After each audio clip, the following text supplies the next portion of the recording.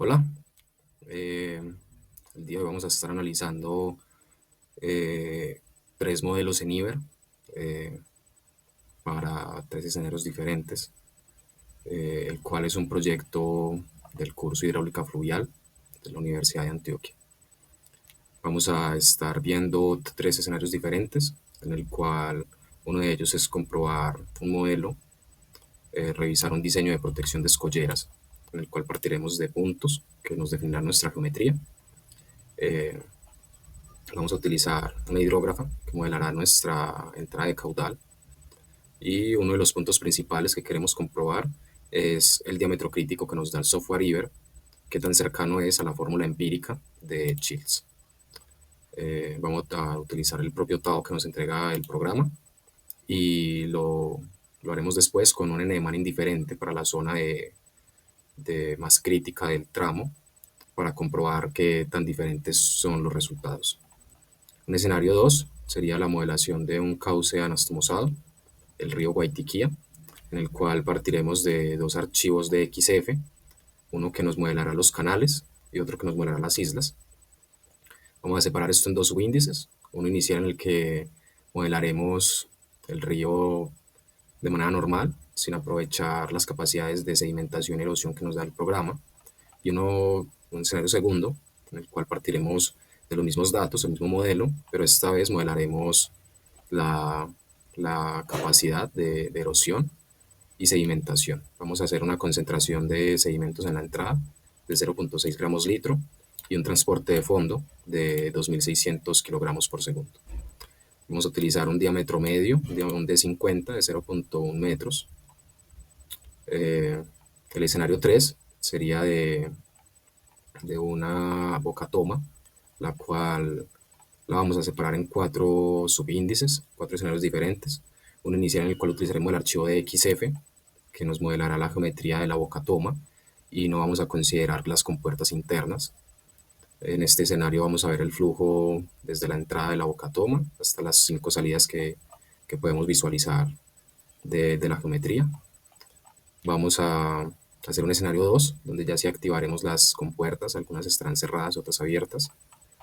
En este escenario comprobaremos los caudales de salida, igual que en el escenario 1. Y a partir de acá vamos a ir un poco más allá, vamos a aprovechar la capacidad del software Iber para modelar dominios complejos. Vamos a ingresarle un DEM que nos modelará el cauce del río en el cual se instalaría la boca toma.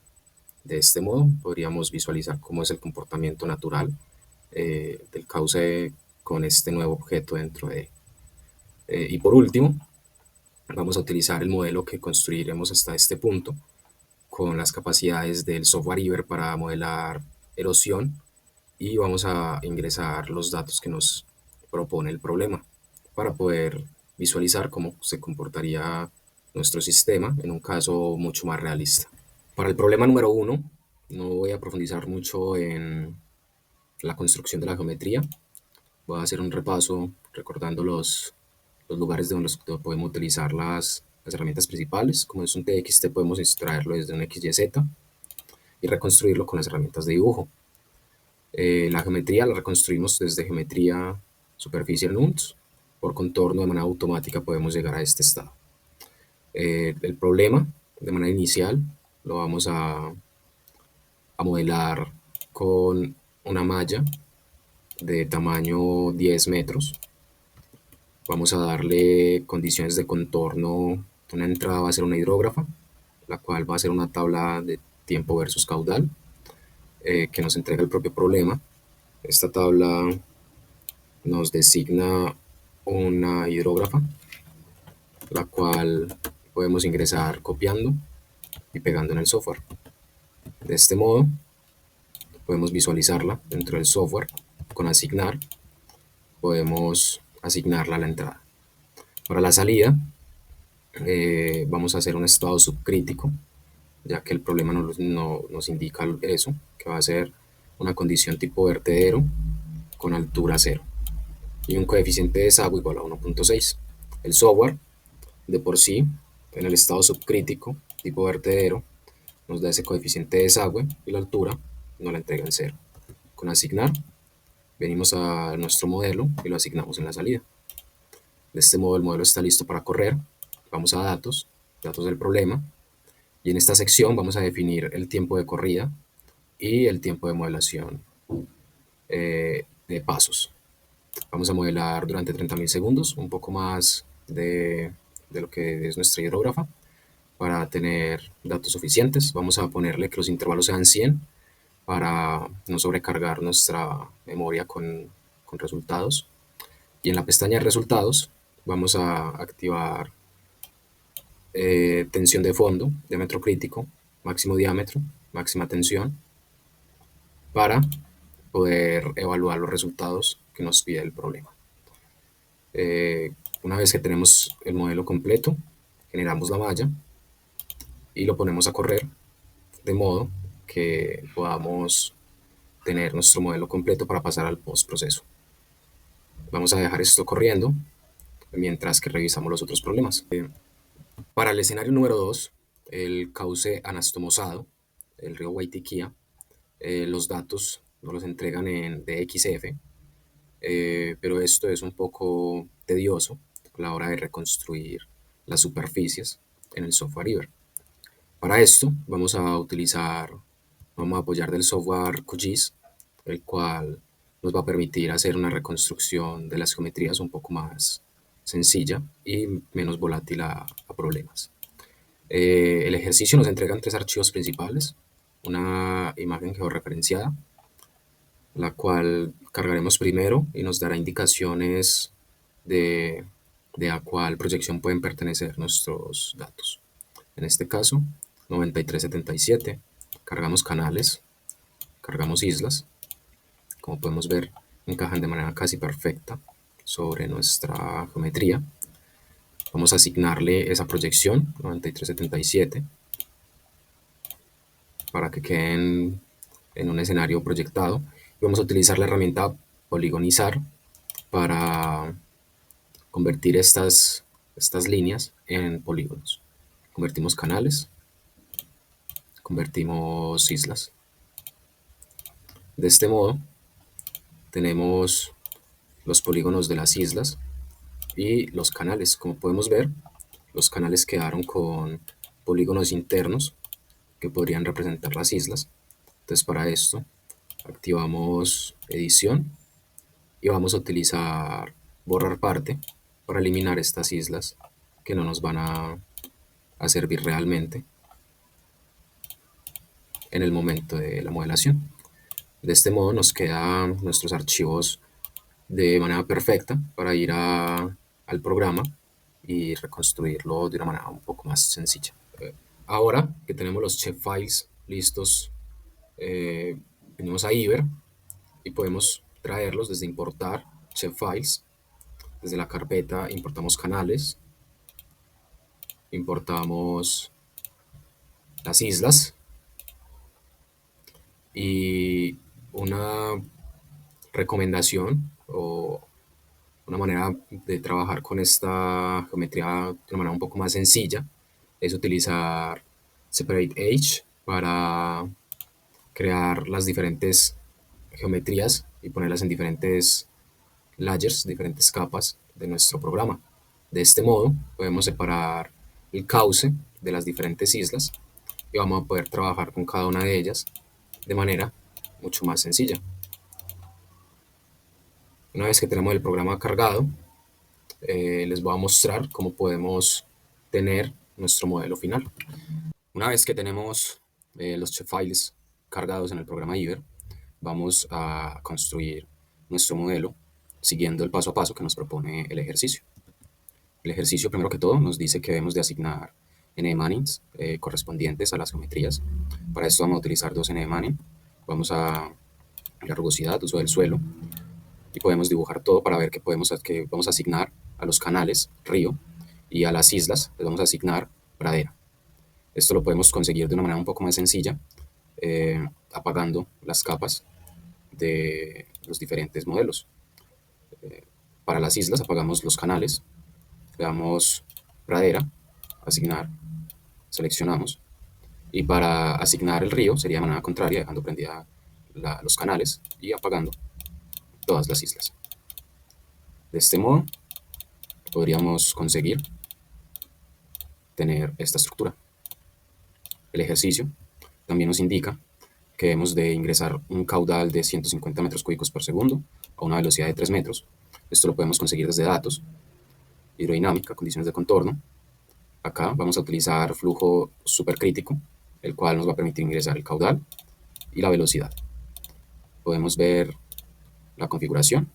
Podemos ver que efectivamente son 150 y 3. En este caso vemos varias mallas, pero es porque ya tenemos la malla montada. Seguidamente, el ejercicio nos pide que asignemos a la salida un vertedero con altura igual a 0 y un coeficiente de vertedero igual a 1.6. Esto lo podemos lograr desde datos, aerodinámica, condiciones de contorno, salida, subcrítico, vertedero, asignando de este modo a las diferentes salidas. Le podemos dar entidades de salidas y vamos a ver las diferentes condiciones. Podemos dibujarla. En este caso, las salidas van a ser por los canales, dejando las islas sin salida.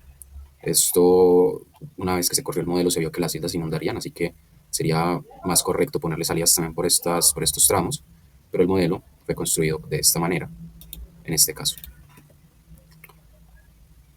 Vamos a asignar una malla con tamaño de 20 metros en las islas y 10 metros en los canales. Podemos ir a malla, dibujar por tamaños y de este modo podemos visualizar la asignación. Para asignarla sería desde no estructurada, asignación por superficie, le asignamos 10 metros a los canales y 20 metros a las islas. De igual modo, apagando, podemos seleccionar todas las islas y apagando todas las islas podemos seleccionar los canales. Para las cotas también nos dan indicaciones en la cual nos dicen que la isla más grande va a tener una cota de 1.7 metros, las islas medianas van a tener una cota de 1.2 metros y las islas pequeñas van a tener una cota de 1 metro. Para esto vamos a utilizar herramientas de Iber, malla, editar, asignar elevación constante y desde acá podemos asignar 1.7 metros para la isla mayor. Esto lo podemos lograr apagando todas las islas y seleccionando toda esta malla. Para las islas medianas podemos hacerlo un poco a ojo. Vemos que las islas medianas serían esta, esta y esta. Entonces le asignamos desde el programa la cota 1.2, le vamos a asignar y de manera contraria vamos a activar solamente las islas grandes. De este modo podemos seleccionarlas y activar. Para las islas más pequeñas vamos a dejarlas en 1 metro, le damos a aceptar y de igual modo vamos a apagar solamente las islas grandes y a dejar las islas pequeñas. Las seleccionamos, Escape, y ahora para comprobar que las cotas hayan quedado de manera correcta podemos utilizar utilidades, identificar. Vemos que la isla grande quedó con una cota en Z de 1.7, las islas medianas de una cota de 1.2, las islas pequeñas son con una cota de 1 y el canal principal con una cota de 0. Ahora, con esto ya tenemos nuestro modelo listo para correr. Nos faltaría ir a datos, datos del problema y asignar los tiempos de corrida. El problema dice que la estabilización del canal llega a los 10.000 segundos, pero a mí me da una estabilización cercana al 100%, cerca de los 25.000. Es cierto que cerca de los 10.000 segundos ya superamos el umbral del 80%, pero cerca de los 25.000 es que conseguimos el total de la modelación. De este modo ya tendríamos el primer inciso modelado, sería ejecutar y ver los resultados. Para el inciso 2 vamos a activar los procesos de sedimentación. Vamos a ir a este icono, le damos a transporte de sedimentos, lo activamos. En este caso tengo otro modelo ya listo con esta configuración. Vamos a revisar los parámetros para comprobar que hayan sido asignados de manera correcta. el modelo de sedimentación debe estar activado el transporte de sedimentos. Dentro de datos vamos a ver que nos aparece una nueva pestaña, transporte de sedimentos, en la cual vamos a utilizar la entrada de sedimentos de suspensión y el transporte de fondo para ingresar los dos datos que nos entrega el problema en estas características. Como podemos ver en el transporte de fondo, decimos que vamos a tener un QS de 2650 kilogramos segundo, pero lo debemos de entregar en metros cuadrados por segundo, haciendo esta transformación, ya que el programa en transporte de fondo recibe es metros cuadrados por segundo. Vamos a ingresar el valor que nos indican, el valor de 0.015, y con las pruebas iniciales podemos ver que el modelo se estabiliza a los 25.000, entonces pondremos 25.000 como tiempo de entrada inicial, y para la asignación, de modo que no perdamos la configuración inicial, podemos acercarnos a la entrada y seleccionar cada una de las mallas que representan nuestra entrada. De este modo, podemos visualizar que se asignan de manera correcta y la podemos dibujar para ver las entradas. Lo mejor sería eliminar la malla, pero por simplicidad de no eliminar nuestra construcción de las cotas, esta manera también es válida. Vamos a datos, transporte de sedimentos, y entrar en suspensión, directamente ingresamos los valores que nos dan. Nos entregan el valor acá en gramos litro. De igual manera, vamos a asignarle un tiempo de inicio de 25.000 segundos y asignamos el valor de 0.6. De la misma manera, hacemos zoom a la entrada y asignamos a cada uno de los mallas que representan la entrada. De este modo, podemos ahorrarnos el volver a reconstruir la malla.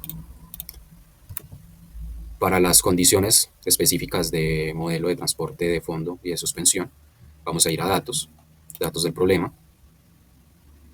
En esta parte podemos asignar el tiempo de corrida. Vamos a hacerlo por 86.400 segundos. Y para que no se nos colapse la memoria con muchos datos, vamos a poner unos saltos, unos intervalos de graficada de 1000.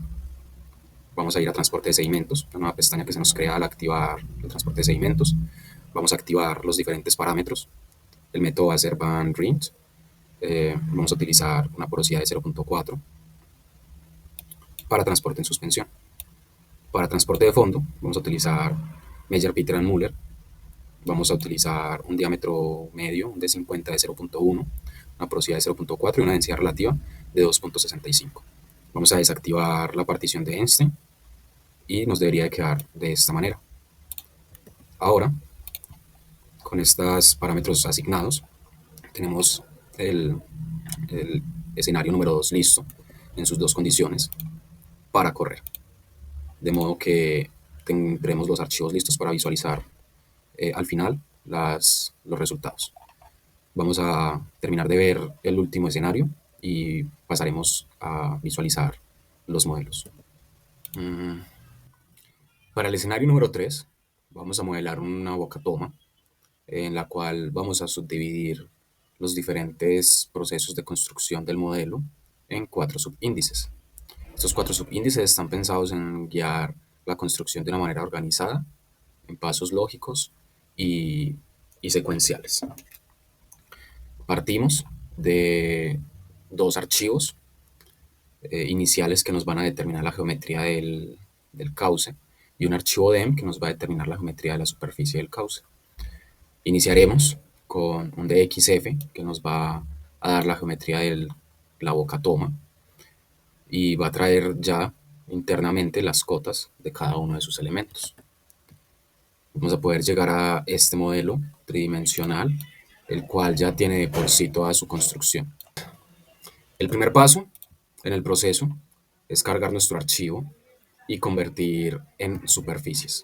Vamos a archivos, importar DXF, vamos a utilizar la boca toma, le damos colapsar y esta geometría ya trae su posición geográfica y sus cotas correspondientes para que funcione el modelo 3D.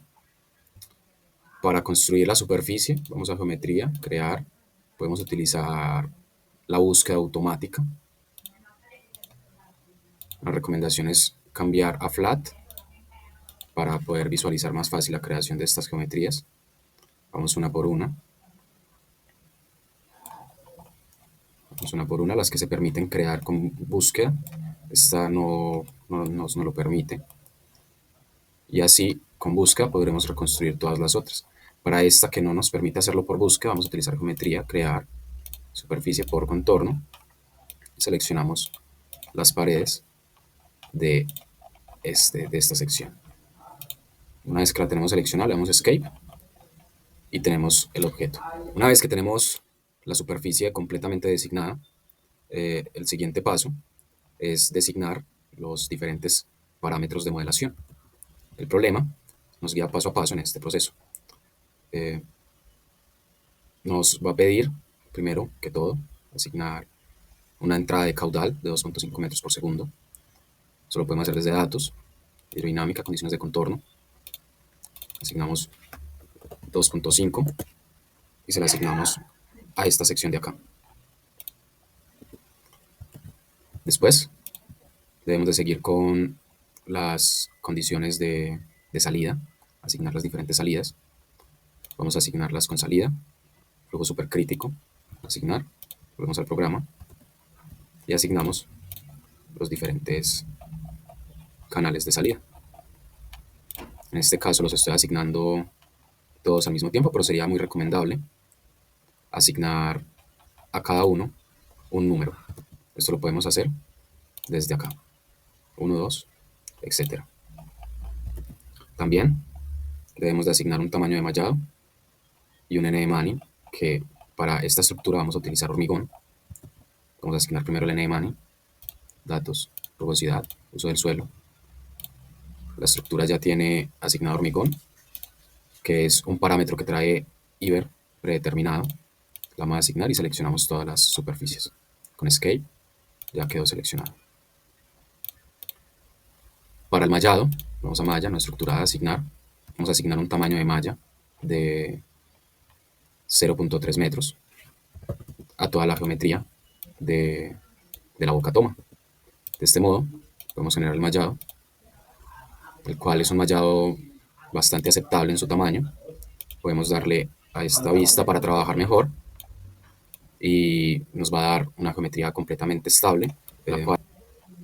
Después de tener construido el inciso 1, los datos del problema nos indican cuánto tiempo aproximado debemos de correr el modelo. Lo vamos a correr durante 200 segundos con un intervalo de resultados de 0.1 para tener una visualización un poco más detallada del proceso de evolución de nuestro elemento.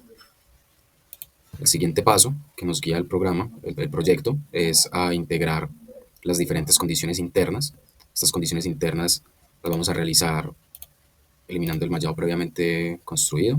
Vamos a datos, hidrodinámica, condiciones internas. Desde condiciones internas vamos a utilizar compuerta, y esta compuerta va a tener los siguientes parámetros indicados por el proyecto.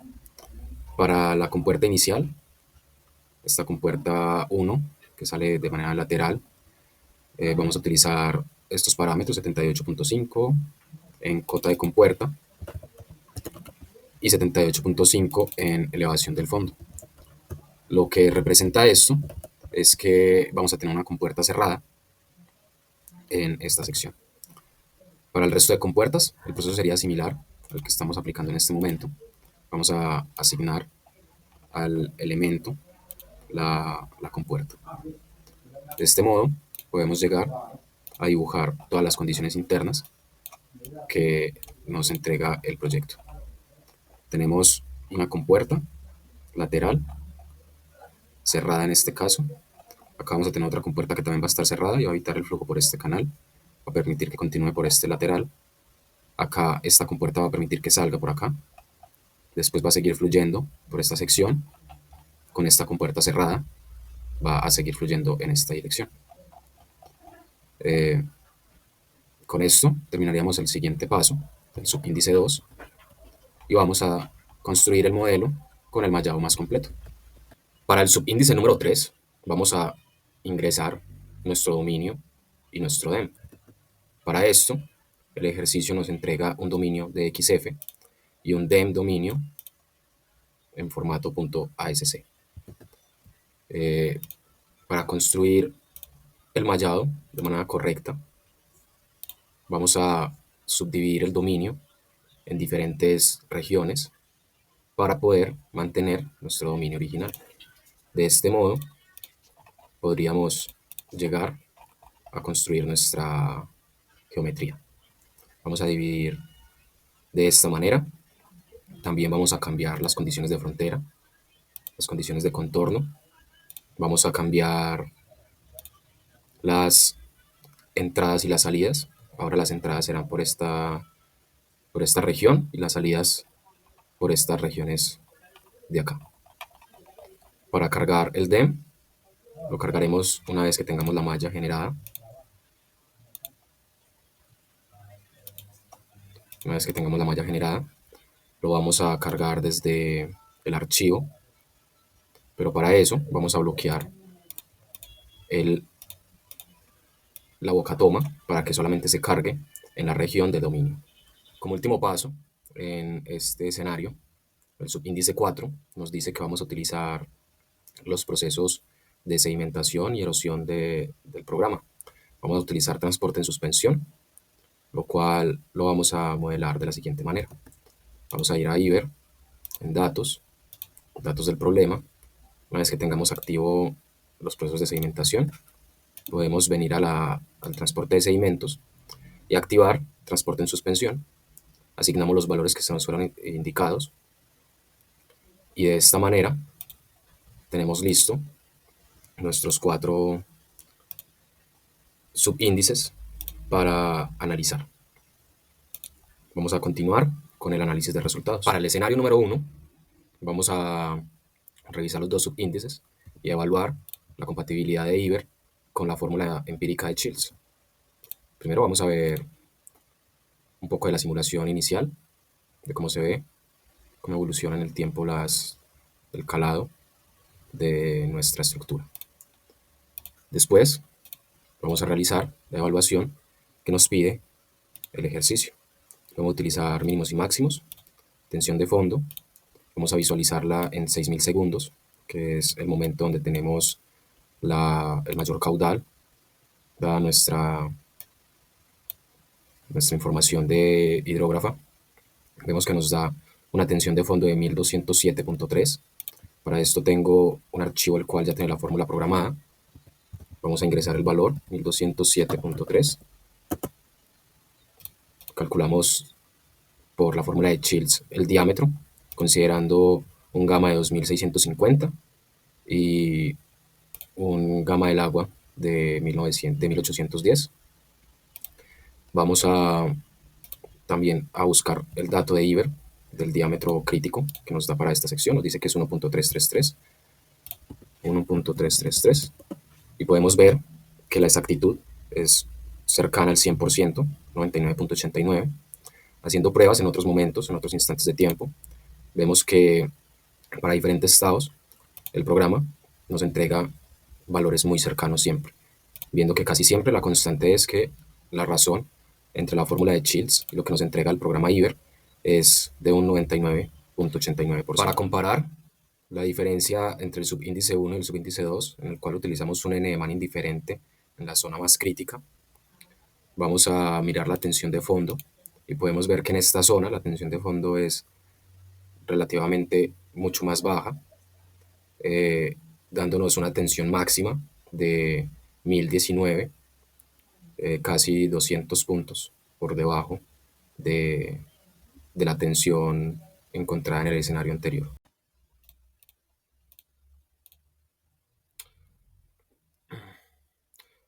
Para el escenario 1, 2, 3, 1, 2, 3, 1, 2, 3. 1, 2, 3, 1, 2, 3, 1, 2, 3. Para el escenario número 2, queremos visualizar la inundación y los vectores de velocidad máximos. Queremos saber si el agua sobrepasa todas las islas, donde se presenta la profundidad máxima, la cortante máxima. Vamos a analizar esto desde el software Iber. Primero vamos a utilizar áreas suaves para ver el calado y ver la evolución del flujo hasta llegar al momento de equilibrio. Podemos ver cómo se van inundando todas las islas. Poco a poco cada isla va a ser inundada Contestando la pregunta de ¿sobrepasa todas las islas? Sí. El caudal en este caso es lo suficientemente grande para sobrepasar todas las islas, llegando a un equilibrio tardío, dada esta inundación leve que todavía falta por terminar en esta isla. Para conocer los máximos y mínimos, vamos a ir a utilizar máximos y mínimos. Vamos a aplicar el calado, aplicar. En este caso, con esta configuración nos dice que el calado máximo está en el canal. Nos gustaría saberlo en las islas. Vamos a apagar el canal por un momento. Volvemos a ejecutar, aplicar. Y podemos ver que la isla donde tiene la mayor inundación vendría siendo una de las pequeñas de la parte superior. Para la tensión máxima de fondo, vamos a activar los canales nuevamente. En este caso, si nos interesa saber en global dónde fue justamente en esta zona de intersección entre dos islas pequeñas que conectan directamente con la isla grande, creando acá una especie de boca por la cual el flujo está dando una reacción bastante brusca a los efectos del flujo. Vamos a mirar cuáles son los análisis en planta. Vamos a ir otra vez a áreas coloradas, suaves, calado. Vamos a ponerlo en el estado final. Vamos a visualizar las velocidades.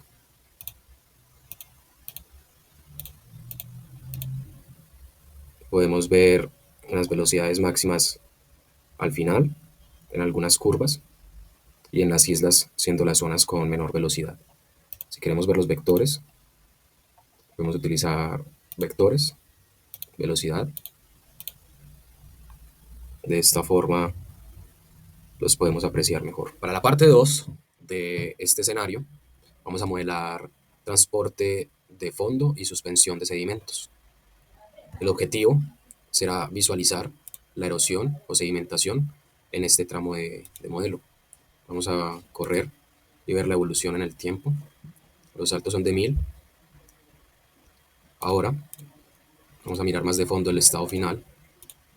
Podemos ver que para un día de modelo, para un día de modelación, la concentración de sedimentos se da principalmente en el inicio. Podemos ver que el valor es negativo, lo cual significa que acá no está erosionando, sino que está sedimentando, mientras que en el resto del tramo vemos una pequeña erosión de hasta 0.8 metros, que aunque digo pequeña, sí es algo considerable en ciertos tramos. Podemos graficar en la parte inicial. Vamos a mirar gráfica de línea, la erosión. La podemos visualizar de la siguiente manera.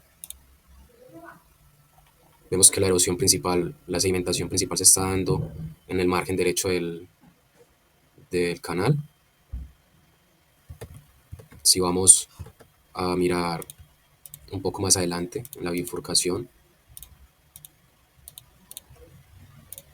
podemos apreciar cómo se divide en ambos tramos. Acá la dejé encima, pero podemos ver que en esta zona estamos muy cerca de cero, lo cual significa que a esta zona no le han llegado los efectos ni de erosión ni de sedimentación. En el escenario número 3, para el subíndice número 1, vamos a ver primero que todo la evolución del sedimentador en la condición sin compuertas activas internamente. Vamos a ver el modelo, cómo se va acumulando el agua en esta sección hasta que supera la cota de este resalto. Vemos cómo va saliendo por todos los canales, continúa el flujo. En esta zona vamos a poder apreciar un resalto hidráulico. Desde esta vista no se puede ver de manera correcta, pero vamos a darle la oportunidad al modelo de correr de manera completa para poder apreciar mejor. Vamos a utilizar una hoja de Excel para modelar y calcular el flujo que sale por estas 5 canaletas. Para eso vamos a ir a caudal específico y en el estado final del modelo vamos a ver el caudal específico en cada una de las salidas. Para esto tengo una hoja de Excel, la cual ya tiene los datos vistos. Voy a mostrar el cómo podemos extraer uno de los datos. Evolución en un punto, le damos caudal específico y podemos seleccionar el punto. Podemos seleccionar el punto en las salidas y ver la tendencia. Esta salida tiende a un caudal específico de 0.2, 0.19. En esta hoja de Excel tenemos la longitud, el ancho de cada una de las salidas y el caudal específico en metros cuadrados sobre segundo. Podemos ver que al momento de sumar todos los caudales nos da por encima. Esto es porque esta salida grande, su caudal específico no es constante en toda la línea, sino que hay cierto tramo, el cual tiene un caudal específico más bajo.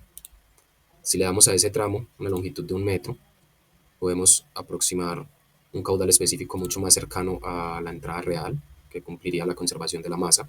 El subíndice número 2, vamos a ver la evolución desde un perfil lateral, en el cual vamos a poder ver de manera más clara cómo se acumula el agua y fluye a lo largo del tramo.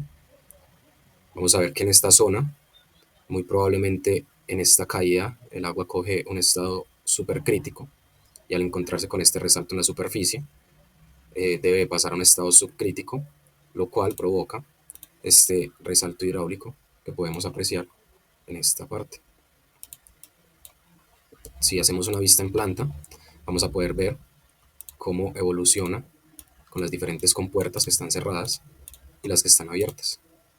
Viendo cómo primero golpea, logra sobrepasar esta compuerta sin atravesar esta, el agua fluye, acá se acumula durante un tiempo, sin entrar por esta compuerta, hasta que al final sea capaz de salir por su totalidad. De igual manera, en el caudal específico, vamos a ver el mismo fenómeno del escenario anterior, en el cual en esta línea, para diferentes tramos, para diferentes secciones en la línea, tenemos un caudal específico diferente. En la hoja de Excel, esto se ve de la siguiente manera, de modo que el caudal específico por la compuerta 2 y la compuerta 4 es igual a 0. Le damos 1 metro en la compuerta 1, en la salida 1, para que sea con el caudal específico más bajo, y al hacer la sumatoria, llegamos a conservación de masa. El subíndice número 3 es un modelo mucho más realista, en el cual hemos puesto la boca toma encima del dominio, dentro del canal principal, dentro del río. Vamos a poder ver la evolución del flujo. Vemos cómo de manera natural el agua sigue las depresiones naturales del suelo, entra a la boca toma de manera casi perfecta, mostrando que su localización es muy buena para el territorio analizado. Vemos que el comportamiento interno de la boca toma es muy similar al que vimos sin el dominio completo. Vemos un resalto hidráulico en esta zona, vemos cómo se va acumulando en las diferentes localizaciones, cómo el agua fluye por los canales abiertos y por los cerrados no. En este caso podemos ver cómo el agua se ingresa a los canales que están cerrados, dada la geometría y dado que ya no tiene un dominio específico que lo obligue a simplemente desaparecer el agua cuando sale. En este momento podemos ver una acumulación en esta zona. Podemos ver el flujo un poco más completo, ver que el agua pasa principalmente por la boca toma, aunque hay ciertas partes que se inundan y cierta cantidad de caudal que puede pasar por el lateral derecho. Para el subíndice número 4, activamos los procesos de erosión y sedimentación, los cuales nos permiten llegar a este mapa, el cual nos muestra cómo por la zona de flujo que analizamos anteriormente y localizamos, la erosión es mayor, hay manchas de erosión grandes antes de ingresar a la boca toma, y después de salir de la boca toma vemos también una erosión considerable en esta zona. Esto podría ser porque el flujo, al atravesar por acá, sale con alta velocidad y erosiona esta sección de inundación. Y en la entrada, por la propia geometría del canal, podría erosionar toda esta zona. Con esto podemos visualizar el máximo y mínimo para localizar dónde fue la mayor erosión y la mayor sedimentación. Podemos ver que la erosión máxima se da justamente en la salida de la boca toma principal, en la salida principal de la boca toma, y de manera un poco contradictoria, o al menos no veo por qué sería de esta manera, vemos que en la entrada del dominio, por donde está entrando el caudal, tenemos una erosión negativa, lo cual representa sedimentación y sería la sedimentación máxima. Con esto hemos terminado este trabajo de modelación y análisis de diseños hidráulicos. Agradezco su atención y hasta luego.